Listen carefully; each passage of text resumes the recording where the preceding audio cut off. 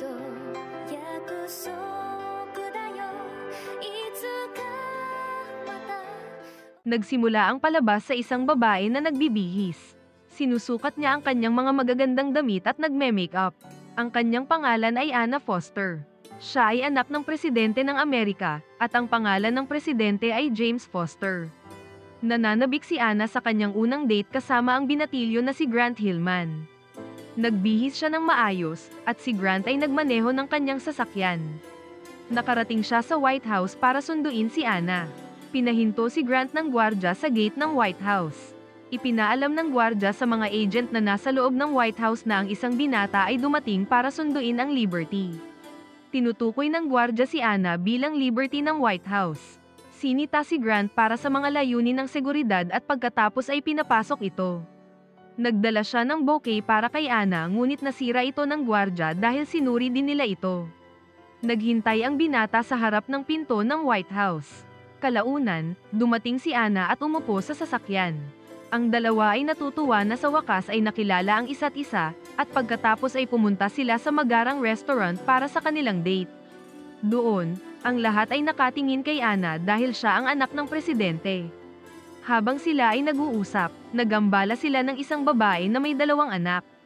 Nagpumilit ito kay Anna na magpakuha ng larawan kasama ang kanyang mga anak, at pinigilan si Grant na sumama sa kanila kaya naman ay medyo napahiya ito. Pagkaalis ng babae, napansin ng dalawa na may mga kasama sila. Ang ama ni Anna ay nagpadala ng mga agent upang siya ay samahan para sa layunin ng seguridad. Muli silang nagsimulang nag-usap at binigyan ni Grant si Anna ng kaunting impormasyon tungkol sa kanyang sarili. Hinawakan niya ang kamay ng dalaga at ipinaalam na nakapasok na siya sa Rhodes Island. Masaya naman ang dalaga na marinig ang balitang ito. Habang sila ay nagkakaroon ng malambing na pag-uusap, muli silang nagambala ng 3 lalaki. Napansin ng mga agent na palapit ang mga lalaki kay Anna. Kahina-hinala sa mga agent ang 3 lalaki kaya naman ay agad nilang inaresto. Si Anna ay napahiya dahil sa sitwasyong ito. Naisip niya na ang kaguluhan ay naganap dahil sa kanya. Nagpupumilit siya kay Grant na samahan siyang manood ng pelikula ngunit tumanggi ang binata. Inamin niya na hindi siya okay sa ganitong sitwasyon at hindi naaayon ang mga bagay para sa kanya. Humingi siya ng paumanhin sa dalaga at umalis. Si Anna ay malungkot na umuwi dahil ang kanyang date ay nasira. Pinuntahan niya ang kanyang ama at nagalit dahil ipinadala nito ang kanyang mga secret agent sa kanyang date. Hindi napansin ni Anna na ang kanyang ama ay nasa pagpupulong kasama ang ilang mga tao sa silid. Itinuro ng ama na tumingin siya sa kanyang likuran. Nakita niya ang ilang mga tao at naging awkward dahil nagambala niya ang pagpupulong. Humingi siya ng paumanhin sa mga bisita ng ama at pagkatapos ay umalis mula sa silid. Kinabukasan sa almusal, si Anna ay galit pa rin tungkol sa nangyari kagabi. Nabanggit ng kanyang ina ang tungkol kay Grant. Ayon sa ama ni Anna, si Grant ay naglalaro ng games sa buong araw at siya ay isang spoiled na anak. Alam niya ang lahat ng bagay tungkol kay Grant dahil sinabi ito ng kanyang agent. Dahil si Anna ay naiinis pa rin tungkol kagabi, pinalagpas ito ng kanyang ama. Ipinarating ni Anna sa kanyang ama na ayaw niyang iulat ng mga agent sa kanya ang pakikipag-usap niya sa mga lalaki. Para sa kanya, isa itong ganap na maling paggamit ng kanyang kapangyarihan. Nagsasalita pa siya tungkol sa kanyang mga isyu at ginawang katatawanan ng mga agent na nakatayo malapit sa pinto. Ipinaintindi niya sa kanyang ama na nasa hustong gulang na siya para lumabas mag-isa at magkaroon ng kanyang privacy. Ang isa sa mga agent ay lumapit sa presidente at iniulat sa kanya na gustong makipag-usap ang vice president. Sa ilang araw, si James kasama ang kanyang pamilya ay kailangang pumunta sa Prague para sa isang G8 Summit Week. Sinamantala ni Anna ang pagkakataong ito at kinausap niya ang kanyang ama tungkol sa kaibigan niyang si Gabriel. Inimbitahan siya nito sa isang konsyerto sa Prague at gusto niyang sumama. Humingi siya ng pahintulot at iginiit na gusto niyang umalis nang wala ang kanyang mga agent. Ipinangako sa kanya ng kanyang ama na magpapadala siya ng 2 sa mga agent at hindi ang buong hukbo. Masaya siyang marinig ito at niyakap ang kanyang ama. Nang maglaon, sinubukan din ni Anna na kumbinsihin ang kanyang ama na hayaan siyang pumunta sa Berlin sa loob ng 2 araw upang dumalo sa isang love parade. Ipinaalam niya na magkikita sila pabalik sa Prague upang makauwi, ngunit hindi siya pinapayagan ng kanyang ama na pumunta sa Berlin. Habang papunta sila sa Prague, ipinaalam ni Anna sa kanyang mga magulang ang tungkol sa kanyang schedule sa Prague. Muli niyang tinanong ang kanyang ama tungkol sa pag-alis sa Prague sa loob ng 2 araw at pagpunta sa Berlin para dumalo sa Love Parade. Muli siyang pinagbawalan ng kanyang ama na pumunta sa Berlin. Nagbiro ang dalaga sa kanyang ama na kung palayain siya nito ay baka iboto siya nito, at natawa naman ang kanyang ama. Pagkarating sa Prague, dumalo sila sa G8 Summit Week. Sumakay si Anna kasama ang alkalde ng Prague at ang kanyang asawa. Dumalo din sila sa isang press conference at naglibot sa Air Force Museum kasama ang Minister of Culture. Kumuha siya ng isang larawan kasama ang ilang mga bata sa Prague Castle, at gumugugol din ng ilang sandali sa pag-aliw sa mga bata sa Prague Marionette Theater. Tinatapos nila ang kanilang araw sa National Museum para sa Presidential Banquet. Doon, nagkita si Anna at Gabriel. Magkasama silang dalawa saglit at umiinom ng champagne. Naiirita rin si Gabriel sa mga agent na patuloy na sumusunod sa kanila para sa kanilang seguridad. Maya-maya, pareho silang nagpalit ng damit habang si Gabriel naman ay nagpalit ng hairstyle ni Anna.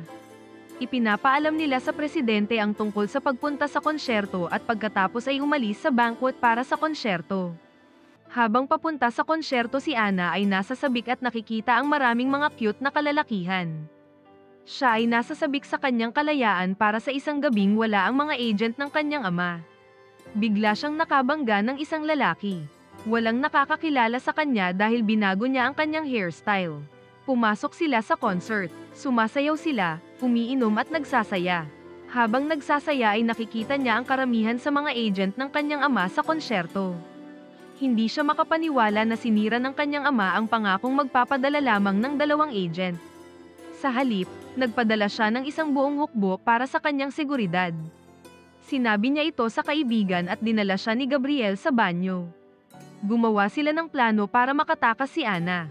Nilinlang niya ang mga agent at nakatakas sa konsyerto. Nakita pa rin siya ng ilang agent at hinahabol siya. Agad itong humingi ng tulong sa isang lalaking nakita niyang nakatayo malapit sa bike nito. Umupo si Anna sa bike ng lalaki at umalis. Sinisikap nilang mawala sa paningin ng mga agent na sumusunod sa kanila. Sa wakas, napakasaya ni Anna na nakatakas mula sa mga agent. Ipinakilala niya ang sarili kay Ben at tinanong ang pangalan nito. Maya-maya, nakita niyang hinahabol na naman siya ng mga agent. Kaya muli siyang humingi ng tulong kay Ben at muling nagtago. Nagkaroon sila ng kaunting usapan. Gusto ni Anna na pumunta sa isang bar kaya dinala siya ni Ben sa bar na gusto niyang puntahan. Doon ay pinag-uusapan nila ang tungkol sa kanilang sarili. Napaparami ng nainom na alak si Anna. Tinatanong niya kung ano ang ginagawa ni Ben sa Prague. Tugon ng binata na pumunta siya rito para sa kanyang hilig sa photography dahil mahilig siyang kumuha ng mga larawan ng European architecture. Biglang narinig ni Anna ang tunog ng isang kotse na tumigil sa labas ng bar. Batid niya na sila na naman ang mga agent. Agad siyang tumayo para magtago sa banyo at nagpaalam kay Ben. Lumabas si Ben sa bar at nakasalubong niya ang dalawa sa mga agent na nagngangalang Morales at Wise. Ipinaalam niya na si Anna ay nagtatago sa banyo. Isa pala siyang secret service ng presidente na hindi kilala ni Anna. Nang maglaon, ipinaalam ni James sa kanyang asawa na si Anna ay tumakas kasama ang isang estranghero ngunit hindi alam ni Anna na siya ang secret service. Ipinaunawa sa kanya ng kanyang asawa na ang kanilang anak na babae ay lubhang nangangailangan ng kalayaan, at siya rin mismo ang dahilan sa likod ng kawalan nito ng tiwala sa kanya. Habang kausap siya ng kanyang asawa ay may namumuong plano sa kanyang isipan. Tinawagan niya ang dalawa niyang agent at inutusan sila na gusto niyang makausap si Ben. Tinawagan nila ito at kinausap siya ng presidente. Inutusan ni James si Ben na panatilihing ligtas si Anna ngunit huwag ipaalam sa kanya na siya ay isang secret service. Nagpa siya si James na ibigay sa kanyang anak ang kalayaang gusto niya, ngunit ngayon lang na hindi niya ito makokontrol. Sa ngayon ay ipapaubaya niya ito kay Ben. Pagkatapos matanggap ni Ben ang lahat ng utos mula sa presidente ay pumunta siya kay Anna at ipinaalam na umalis na ang mga agent dahil hindi nila siya matagpuan. Labis siyang nasasabik na marinig ito dahil magagawa niyang galugarin ang Prague ng mag-isa. Sinusundan pa rin siya ni Wise at Morales ng palihim. Habang paniniwala ni Anna na siya ay mag-isa at malaya, gumagala siya sa lungsod, at gumagawa ng mga kabaliwang bagay na lagi niyang gustong gawin. Naghubad siya at lumangoy sa isang kanal na tinatawag na Danube. Naging awkward si Ben na makita siyang ganito at pinapaalis niya ito doon. Dahil anak siya ng presidente ng Estados Unidos, nakuha niya ang atensyon ng ilang lokal. Kumuha sila ng kanyang mga larawan na lumalangoy sa kanal na nakahubad. Biglang inagaw ni Wise at Morales ang kamera ng mga taga roon. Umakyat pa siya sa rooftop ng isang gusali. Nakaupo sina Ben at Ana sa rooftop at tinatalakay ng huli ang kanyang mga paboritong lungsod na lagi niyang gustong puntahan. Ikinwento niya ang tungkol sa kanyang kalungkutan. Sumandal siya sa balikat ni Ben at nakatulog. Kinaumagahan, tinawagan ni Ana ang kanyang mga magulang mula sa istasyon ng tren at tinalakay kung bakit siya tumakas mula sa konsyerto. Mahinahon lamang ang kanyang ama dahil pinamunuan niya ang isang plano. Ipinaalam ng isa sa mga agent kay James ang tungkol sa kanyang paglangoy sa Danube nang walang anumang suot na damit. Ipinakita sa kanya ng agent ang larawan ni Ana sa kanal. Nagalit siya tungkol dito at inutusan si Ana na umuwi ngunit naging suwail siya. Ipinaalam niya na pupunta siya sa Berlin upang dumalo sa Love Parade at hindi na makakabalik ng mas maaga. Ipinaalam ni Ana kay Ben ang tungkol sa pagsakay sa tren at pagtakas patungong Berlin. Pinipigilan siya ng binata na pumunta dahil maaaring mapanganib ito. Sinusubukan niyang takutin si Ana sa pamamagitan ng pagsasabi tungkol sa snatching at pangingidnap ngunit hindi ito nakikinig sa kanya. Biglang narinig nila ang anunsyo ng tren at agad na tumakbo si Ana para sumakay sa tren habang sinusundan siya ni Ben. Sumakay sila sa tren patungo sa Berlin. Sumakay din sina Wise at Morales sa tren para sundan si Ana. Nakatulog si Ana sa tren, at pagkagising niya ay nakilala niya ang isang lalaki na nagngangalang Scott McGruff. Sinubukan ni Scott na ligawan si Ana ngunit nakaharang si Ben. Nagkaroon ng kaunting pagtatalo sina Ana at Ben kaya sinabihan niya ang huli na hihiwalay na siya ng landas. Nang huminto ang tren sa Berlin, binibigyan sila ni Scott ng $6 na milyong na halaga ng sticker. Sinasabi niya na ang mga sticker ay ang kanyang kontribusyon sa pandaigdigang komunidad, sinasabing idikit ang mga ito kahit saan. Nagtanong si Ana tungkol sa paggamit nito at ipinaalam ni Scott sa kanya na magdudulot ito ng ngiti sa kanyang mukha kapag nakita nila ang parehong mga sticker saan man sa lungsod. Ipaparamdam nito sa kanila na konektado sila. Inaalerto din niya ang mga ito na ang tren ay patungo sa Venice at hindi sa Berlin. Nakarating na sila sa Venice at excited na si Ana sa kanyang pagpunta sa Venice. Bagamat hindi siya nagtungo sa Berlin, nagpasya pa rin itong tamasahin ang lungsod at ang kanyang kalayaan. Huminto si Ben para tumawag at ipaalam sa isang agent ang tungkol sa pagpunta nila sa Venice kasama si Ana. Habang ginagalugad nila ang lugar ay kasama rin nila si Scott. Pagkaraan ng ilang oras, nagdahilan si Scott upang umalis ngunit sinabi niya na magkikita silang muli sa lalong madaling panahon. Sa kabilang banda, nalaman ni Wise at Morales na si Ana ay nasa Venice kaya nagmadali sila papunta doon. Kalaunan, naghapunan sina Ana at Ben sa isang restaurant. Nakilala ng ilang tao doon si Ana. Nataranta siya at agad na nilabas ang wallet para bayaran ang bill ng restaurant. Natuklasan niya na ninakaw ni Scott ang pera, pasimpleng ipinalit ang sticker. Sinuri din ni Ben ang kanyang wallet at ganoon din ang ginawa ni Scott sa kanya. Biglang tumakbo si Ana at sinundan siya ni Ben. Sinundan din sila ng mga waiter dahil hindi sila nagbayad ng bill. Nakita sila ni Wise at Morales sa Venice. Nagawa nilang makapagtago mula sa mga waiter. Pagkatapos ay nakilala nila ang isang lalaki na nagngangalang Eugenio. Tinanong sila tungkol sa isang biyahe sa gondola. Nung una, sinasabi nila kay Eugenio na wala silang pera.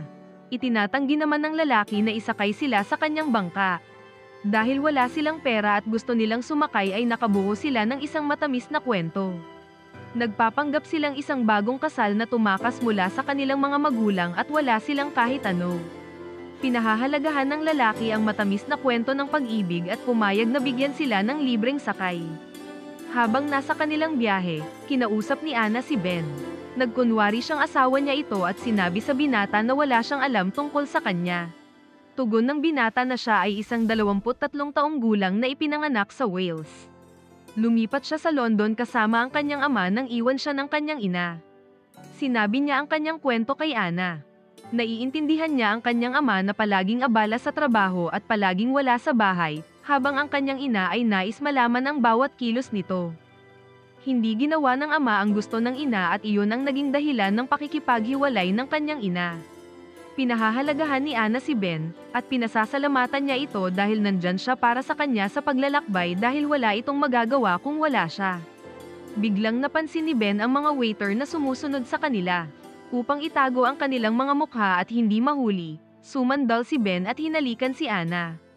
Pagkaalis ng waiter, tinanong sila ni Eugenio tungkol sa kanilang hotel. Tugon nila na wala silang matutuluyan kaya inalok silang manatili sa kanyang tahanan magdamag. Tuwang-tuwa ang ina ni Eugenio nang makita ang bagong kasal. Inalok sila na manatili sa silid ni Eugenio. Pinilit ni Ben na matulog si Ana sa kama habang sa sahig naman siya matutulog. Gusto niyang matulog si Ben sa kama ngunit hindi ito pumayag. Kalaunan ay sinamahan niya si Ben na matulog sa sahig ngunit hindi ito gusto ng binata. Tumayo siya at inutusan si Ana na pumunta sa kanyang kama. Inamin ng dalaga na naakit siya kay Ben at totoo ang naramdaman niya sa paghalik sa kanya sa bangka. Si Ben ay hindi sumasang-ayon at ipinaalam niya na wala siyang naramdaman. Hinihiling niya kay Ana na matulog na. Kinaumagahan ay nagpasalamat sila sa ina ni Eugenio sa pagpapatuloy sa kanila magdamag. Pagkatapos ay inihatid sila ni Eugenio sa Austria. Sa kabilang banda, patuloy na hinahanap ni Weiss at Morales si Ana. Habang magkasama silang dalawa ay nagsisimula silang magkagusto sa isa't isa at umiibig. Maya-maya ay pumunta sila sa bahay ni Eugenio. Nakilala nila ang kanyang ina at ipinakita sa kanila ang larawan ni Ana at Ben. Tinutukoy niya ang mga ito bilang bagong kasal. Nagulat si Weiss at Morales na ikinasal na sila. Iniulat nila ang balita sa ibang mga agent na nagtatrabaho para sa ama ni Ana. Nalaman ng presidente at ng kanyang asawa ang impormasyon at sila ay nagulat. Habang nasa Austria sina Ana at Ben, galit si Ana kay Ben. Ipinapalagay niya na hindi siya nakakaakit ng mga lalaki at hindi gusto ni Ben ang isang babae. Sinisiguro naman ni Ben na walang ganoon at gusto niya ang mga babae. Sinusubukan niyang bumawi kay Ana. Biglang napansin ni Ana ang isang truck na dumaan. Sumigaw siya na huminto at humingi ng tulong. Hinili siya ng dalawang lalaki sa truck samantalang si Ben ay naiwan. Kinailangan niya itong habulin. Pagkaraan ng ilang oras ng paglalakad at pagtakbo ay nakasalubong niya ang isang batang nakasakay sa bisikleta. Hiniram niya muna ang bisikleta para hanapin si Ana sa lugar. Mag-isang naglibot-libot si Ana sa lugar hanggang sa may nakita siyang tumalon mula sa tulay. Lumapit siya at nakita niya ang isang grupo na nagba-bungee jumping. Natutuwa siyang makita iyon. Bigla niyang nakita doon si Scott ngunit hindi ito nakikinig sa kanya at tumalon. Gusto rin ni Ana na maranasan ito. Sa wakas ay nahanap na siya ni Ben. Pinigilan siya ni Ben na gawin ang bungee jumping ngunit hindi siya pinakinggan ni Ana. Kaya naman ay nagpa siya si Ben na tumalon kasama si Ana. Sabay silang tumalon sa tulay at nagkaroon ng isang sandali ng kasiyahan habang magkasama. Nanatili ang dalawa kasama ang bungee jumping group para sa gabi. Nakilala ni Ana ang isang lalaking nagngangalang Gus Gus. Inalok niya si Ana na magpalipas ng gabi sa kanya ngunit tumanggi ang dalaga. Nag-uusap sina Ana at Ben, hanggang sa nagpa siya si Ana na magpalipas ng gabi kasama si Gus Gus ngunit pinipigilan siya ni Ben. Hiniling ni Ana kay Ben na sabihin sa kanya kung ano ang nararamdaman nito tungkol sa kanya. Ipinagtapat ni Ben na nagseselos siya kapag nakikita siyang kasama ni Gus Gus o sino mang lalaki. Ayaw niya kapag nililigawan siya ng ibang mga lalaki. Idinagdag pa niya na gusto niya ang halik na ginawa niya sa Venice at naakit ito sa kanya. Tumingin si Ana sa kanya, hinawakan ni Ben ang kanyang mukha at hinalikan ang kanyang mga labi. Sa umaga, nakatanggap si Ben ng tawag mula kay Weiss. Inutusan niya si Ben na ibalik si Ana sa kanila. Ipinaalam din na tapos na ang kanyang assignment. Tugon ni Ben na nangako siyang dadalhin si Ana sa love parade at pagkatapos ay ibinaba ang tawag. Nagpa siya sina Morales at Weiss na pumunta sa love parade upang kunin si Ana. Pinupuri ni Morales si Weiss sa kanyang bagong gupit. Nagustuhan ni Weiss ang kanyang papuri at hinalikan ito. Sina Weiss at Morales na ngayon ay nagmamahalan at pinupuri ang isa't isa. Samantala, ipinapaalam kay James ang tungkol sa pagpunta ni Ana sa Berlin. Inutusan ng presidente ang kanyang mga agent para makarating kaagad sa Berlin at dalhin si Ana. Dinala ni Ben si Ana sa love parade habang kasama rin nila si Scott. Doon, nakita ni Ana si Gabriel at masaya silang makita ang isa't isa. Sinabi sa kanya ni Ana ang tungkol sa kanyang munting buhay pag-ibig kay Ben. Nakilala ni Scott si Gabriel at niligawan ito. Habang sila ay nagkita-kita, agad na tumawag si Ben kay Wise. Ipinaalam niya na siya ay nasa parada sa sandaling ito at nangangailangan ng hindi bababa sa 1 oras bago kumilos ang mga agent upang kunin si Ana. Hindi sang-ayon si Wise dito dahil gusto ng presidente na bumalik kaagad ang kanyang anak. Tugon ni Ben na mahalaga kay Ana ang parada kaya hindi niya ito maibibigay ngayon. Pagkatapos ng hindi pagkakasundo, tiniyak ni Ben na ibibigay niya si Ana sa kanila malapit sa Victory Column sa loob ng 1 oras. Habang pinag-uusapan ng plano ay narinig siya ni Ana. Laking gulat niya nang makitang nagsusumbong si Ben sa mga agent ng kanyang ama. Tumakas siya para takasan din si Ben. Sinusundan siya nito at sinusubukang pigilan. Ipinaalam niya ang tungkol sa kanyang sarili bilang secret agent ng kanyang ama. Si Ana ay galit na galit dahil si Ben ay kasangkot pala ng kanyang ama. Sinabi ni Ben ang totoo at ipinagtapat na nakipag-ugnayan siya kina Wise at Morales at nagbigay ito ng kaunting impormasyon. Ipinaalam niya na hindi nito sinasadya ang alinman sa mga bagay na iyon dahil ito ay sadyang plano ng kanyang ama. Nagpasya siyang bigyan ng kalayaan si Ana ngunit gawing safety net si Ben para kay Ana. Masyado siyang nasaktan na marinig ang buong plano, nagsinungaling si Ben sa kanya at ginagawa siyang tanga. Humihingi ng tawad ang binata ngunit hindi ito nakinig. Ipinahayag niya sa dalaga na hindi niya planong umibig sa kanya, ngunit nahulog pa rin ang kanyang loob sa kanya. Nagmadaling tumakbo si Ana palayo doon, at sinundan ni Ben ngunit lumihis sa ibang direksyon. Habang siya ay tumatakas ay nahihilo siya at huminto sa may puno. Nakita siya ng ilang mga kalalakihan at nakilala siya na si Ana Foster. Sinubukan niyang lumayo ngunit napalibutan siya ng mga ito.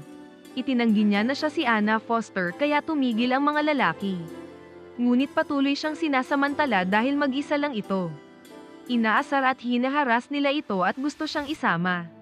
Nahanap siya ni Ben sa tamang oras at sinuntok ang mga lalaki. Bumagsak si Ana sa lupa at binuhat ito ni Ben at iniligtas mula sa mga masasamang loob. Hindi nagtagal ay dumating sina Wise at Morales sakay ng helicopter para kunin si Ana. Si Ana ay umuwi kasama ang kanyang mga magulang, habang si Ben ay bumalik sa Prague. Naaalala ni Ana ang mga sandali ng pag-ibig na pinagsamahan nila ni Ben, at nami-miss niya ang binata. Nakausap niya saglit ang kanyang ina. Siya ay nabalisa at sinabing siya ay na-heartbroken. Si Ana ay pupunta sa kolehiyo. Pumunta siya sa Harvard University kung saan binabantayan siya ng mga agent ng kanyang ama. Sina Wise at Morales ay nananatili kay Ana. Hindi nagtagal ay napagtanto niya na ang dalawa ay umiibig na pala sa isa't isa. Habang sila ay naglalakad, napansin ni Ana ang isang sticker sa isang window shop. Ito ay ang parehong sticker na ibinigay sa kanya ni Scott. Nagdulot ito ng ngiti sa kanyang mukha at natutuwa siyang makita ang sticker. Nang maglaon, umuwi si Ana upang gugulin ang kanyang Christmas holiday kasama ang kanyang mga magulang.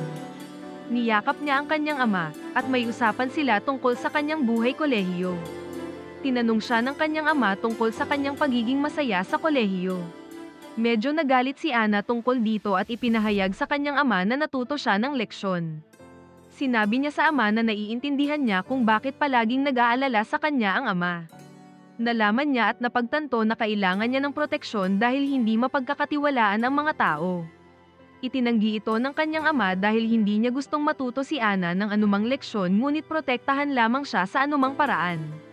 Tinanong si Ana kung naisipan niyang pumunta sa Oxford Exchange Program. Hindi interesado si Ana sa exchange program kaya itinanggi niyang pumunta doon. Habang si Ana ay paalis na, tinanong siya ng ama tungkol kay Ben. Ipinaalam ng ama na si Ben ay hindi na isang agent dahil siya ay huminto at kasalukuyang naninirahan sa London ngayon. Napaisip si Ana at nagpas siyang sunggaban ng Oxford Exchange Program. Naglakbay siya sa London kung saan muli niyang nakita si Ben. Pumunta siya sa isang teatro kung saan ginagawa ni Ben ang kanyang filmography. Nakilala siya ng mga tao doon bilang anak ng presidente. Nagulat si Ben nang makita siya doon. Naglalakad ito papunta sa kanya. Tinatanong ni Ben kung ano ang ginagawa niya doon. Nagdahilan ito na tatapusin niya ang kanyang semestre sa Oxford. Inamin ni Ana na mahal niya ang binata. Masaya si Ben na bumalik ito sa kanya at natagpuan niya ang daan pabalik sa kanya. Hinalikan siya ni Ben sa teatro habang si Wise ay nakatingin at kinikilig. Nang maglaon, sumakay si Anna kasama si Ben sa kanyang motorsiklo at dito na natapos ang pelikula. Kung nagustuhan mo ang video na ito ay huwag kalimutang pindutin ang like button, mag-subscribe sa channel, at i-on ang notification bell. Kita-kits sa susunod na video.